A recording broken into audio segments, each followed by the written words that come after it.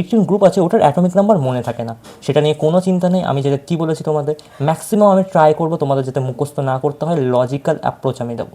ওকে, logical approach আমি দেবো। Magic number দেখো, এটা দিয়ে পুরোটা সলভ হয়ে যাবে, কোনো কিচ্ছু মুখস্থ করতে হবে না। আমি আবার বলছি, কোনো কিচ্ছু মুখস্থ করতে হবে না। ম্যাজিক নাম্বারটা কী বলেছে? 2, 8, 8, 18, 18, 32, 32। এটা কী হয় দাদা? দেখো, ফার্স্টে 2 আছে, রাইট?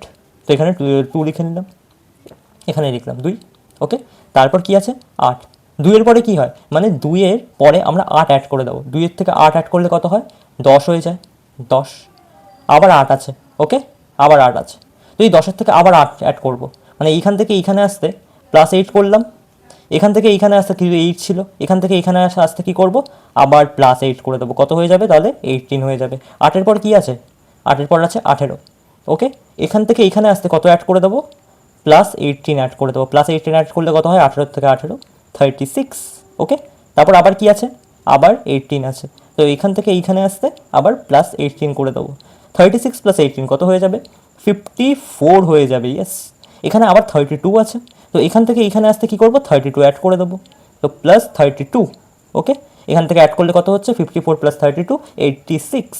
ওকে, এইখানে আবার 32 আছে, তো আবার 32 অ্যাড করে দেবো। +32 কত হচ্ছে তাহলে? 118। তাহলে দেখে নিলে, একটা ট্রিক জাস্ট ইউজ করলাম, পুরো 18 গ্রুপের অ্যাটমিক নাম্বার আমাদের সামনে চলে এলো। নমস্কার সকলকে। তো আজকে আমি অ্যানাউন্সমেন্ট করতে চলেছি একটা কোর্সের ব্যাপারে, যেটা আমি সেমিস্টার 1 স্টুডেন্টদের জন্য করতে চলেছি। ম্যাক্সিমাম স্টুডেন্টদের এটাই মনে হয়, দাদা আমরা কেমিস্ট্রি তো পড়ছি, বা যে টিউশন টিচার্সদের কাছে আমরা হয়তো পড়ছি, বাট সেখানে আমাদের যে কনসেপ্ট ক্ল্যারিটিটা হওয়া দরকার, মানে যে লজিক্যাল অ্যাপ্রোচটা আমাদের হওয়া দরকার, সেটা আমাদের হচ্ছে না। তার ফলে কি হচ্ছে, যে কনসেপ্টটা, যে কেমিস্ট্রির যে কনসেপ্টটা, যে সাবজেক্টের প্রতি ভালো লাগাটা, ওটা তৈরি হচ্ছে না। তার ফলে সাবজেক্টটাই ওভারঅল মাথার উপর দিয়ে যাচ্ছে। তো ওভারঅল তাদের কী করতে হবে? সাজেশনের উপর তাদের ভিত্তি করে থাকতে হবে। কিন্তু আমি বলবো এটা একেবারেই না। কেমিস্ট্রি এমন একটা সাবজেক্ট, যদি কেমিস্ট্রির কথা বলি, কেমিস্ট্রি এমন একটা সাবজেক্ট, এখানেও লজিক আছে, লজিক আছে। যদি কেউ বলে এটা এক্সেপশনাল সাবজেক্ট, আমি বলবো একেবারেই না। একটা এক্সেপশন, সায়েন্স কোনো দিন এক্সেপশন হতে পারে না। সায়েন্সের প্রত্যেকটা জিনিসের পেছনে একটা লজিক থাকে। তো আমি আমার স্টুডেন্টদের সেই লজিকটাকে ক্র্যাক করতে সাহায্য করি।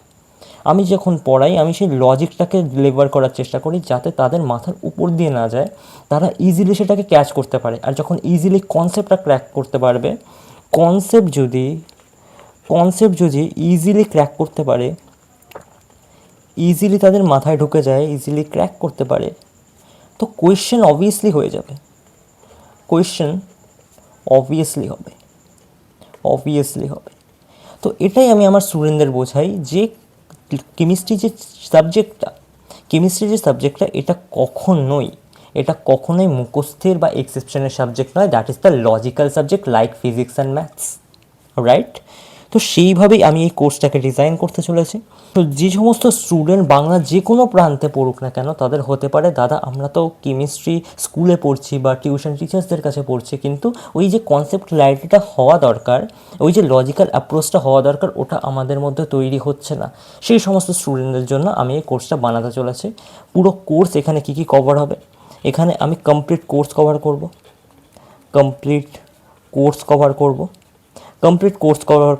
কী কী কভার করব, আমি পুরো সিলেবাসটা কভার করব। আগে তোমাদের সকলকে আমি কী দেবো, আগে তোমাদের সকলকে আমি জিনিসগুলো বোঝাবো, যে কনসেপ্টটা আছে। যেমন আয়নাইজেশন এনার্জি কী, ওটা মুখস্থের কোনো ব্যাপার না, ওখানে লজিক্যাল অ্যাপ্রোচ আছে, সেই লজিক্যাল অ্যাপ্রোচটা দেওয়ার তোমাদের চেষ্টা করব। তো ফার্স্টে যে চ্যাপ্টারটা আমি আরম্ভ করতে চলেছি, সেটা হলো periodic classification. Most important chapters একটা, যেখান থেকে যেমন কয়েকটা ইন্টারলিঙ্কিং চ্যাপ্টার আছে। কেমিস্ট্রিতে এভরিথিং ইজ ইন্টারলিঙ্কিং, যেমন পিরিয়ডিক ক্লাসিফিকেশন, ওকে, কেমিক্যাল বন্ডিং, ওকে, দেন এস ব্লক, দেন পি ব্লক, এইগুলো সব এক একটার সঙ্গে কী বলবো, এক একটার সঙ্গে ইন্টারলিঙ্কিং। যদি তোমরা পিরিয়ডিক ক্লাসিফিকেশন ঠিকমতো না করো, কেমিক্যাল বন্ডিংয়ে সমস্যা হবে। কেমিক্যাল বন্ডিং যদি ঠিকমতো না করো, তাহলে ওভারঅল অর্গ্যানিক কেমিস্ট্রিতেও সমস্যা হবে। তো কেমিস্ট্রি যে সাবজেক্টটা, সেটা ওভারঅল ইন্টারলিঙ্কিং সাবজেক্ট। একটা চ্যাপ্টার যদি মিস করো, তাহলে অন্যটাতে সমস্যা হবে। তো তার কারণে বলবো, আমি যে সিকোয়েন্সে করাবো, সেই সিকোয়েন্সটাকে মেনটেন করে করার সবাই চেষ্টা করবে। পুরো সিলেবাস কভার করব তোমাদের পরীক্ষার আগেই। তো যারা যারা এখানে জুড়তে চাও এই সিলেবাসটাকে বলবো ব্লাইন্ডলি ফলো করো। তোমাদের এইটুকু আমি তৈরি করে দিতে পারি। বলে দিই, এই কোর্সটা এমন নয় দাদা শুধু বোর্ডের জন্য। এই কোর্সটা যদি ঠিকমতো ফলো করো, তোমাদের কনসেপ্টের যে ক্ল্যারিটিটা ওটা ডাব্লিউবিই জেইর জন্য তৈরি হয়ে যাবে, নিটের জন্য তৈরি হয়ে যাবে, ইভেন জেই মেনের জন্য তৈরি হয়ে যাবে, তো চিন্তা করার কিচ্ছু নেই। পুরো সিলেবাস কভার করব, অন টাইমে কভার করব।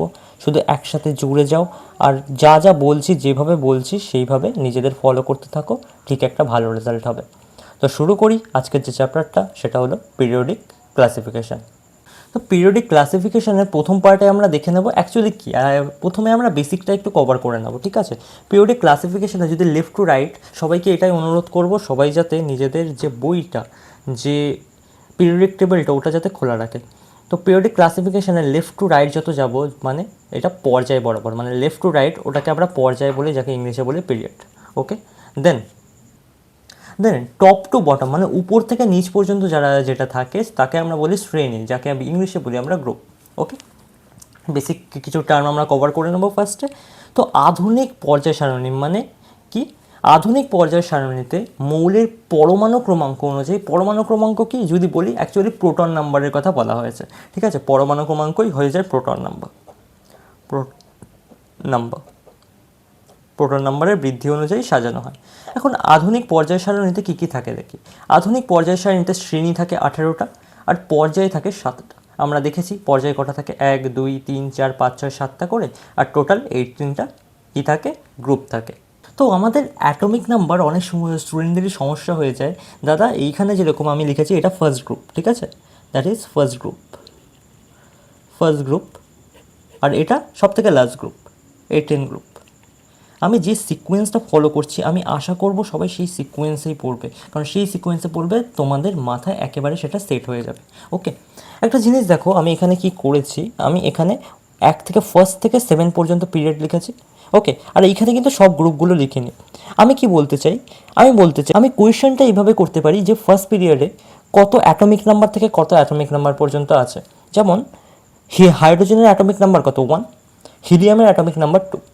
তাহলে আমি যদি বলি ফার্স্ট পিরিয়ডে যদি কোয়েশ্চেন আমি করি এইভাবে, হাইড্রোজেন আছে আর হিলিয়াম আছে, ওকে, কত থেকে কত পর্যন্ত অ্যাটমিক নাম্বার প্রেজেন্ট আছে, তোমরা বলবে 1 থেকে 2 পর্যন্ত অ্যাটমিক নাম্বার প্রেজেন্ট আছে। তো এইভাবেই আমরা দেখে নেব। আর অনেকের হয় দাদা আমাদের না এই যে, এখন বলবে তাহলে 18 গ্রুপের তো অ্যাটমিক নাম্বার পেলাম, তাহলে ফার্স্ট গ্রুপটা কী দোষ করলো। আমরা জানি ফার্স্ট গ্রুপের ক্ষেত্রে হাইড্রোজেনের অ্যাটমিক নাম্বার কত হয়, 1, লিখে নিলাম 1। এবার দেখো মজাটা, 1 হলো, এটা 2, আচ্ছা 2 যদি হয়, এখানে তো কিছু নেই, আবার কোনখান থেকে স্টার্ট হবে, ফার্স্ট থেকে স্টার্ট হবে। এটা যদি 2 হয়, এটা কত হবে, 3, হ্যাঁ দাদা 3 হচ্ছে এটা, ইয়েস। এটা যদি 10 হয়, এটা কত হবে, 11। এটা যদি 18 হয়, এটা কত হবে, 19। এটা যদি 36 হয়, এটা কত হবে, 37। এটা যদি 54 হয়, এটা 55। আর এটা যদি 86 হয়, এটা 87। তাহলে ফার্স্ট গ্রুপেরও আমরা অ্যাটমিক নাম্বার জেনে গেলাম থ্রু 18 গ্রুপ। তাই বলছি জাস্ট ম্যাজিক নাম্বারটা মনে রাখবে, সব অ্যাটমিক নাম্বার ইজিলি হয়ে যাবে। তো আমি যদি এখন বলি ফার্স্ট গ্রুপে মানে ফার্স্ট পিরিয়ডে কত অ্যাটমিক নাম্বার থেকে কত অ্যাটমিক নাম্বার আছে, তুমি বলবে 1 থেকে 2 পর্যন্ত অ্যাটমিক নাম্বার আছে। ওকে, সেকেন্ড গ্রুপে কত থেকে কত পর্যন্ত অ্যাটমিক নাম্বার আছে, 3 থেকে 10 পর্যন্ত অ্যাটমিক নাম্বার আছে সেকেন্ড গ্রুপে। ওকে, থার্ড গ্রুপে 11 থেকে 18 পর্যন্ত অ্যাটমিক নাম্বার আছে।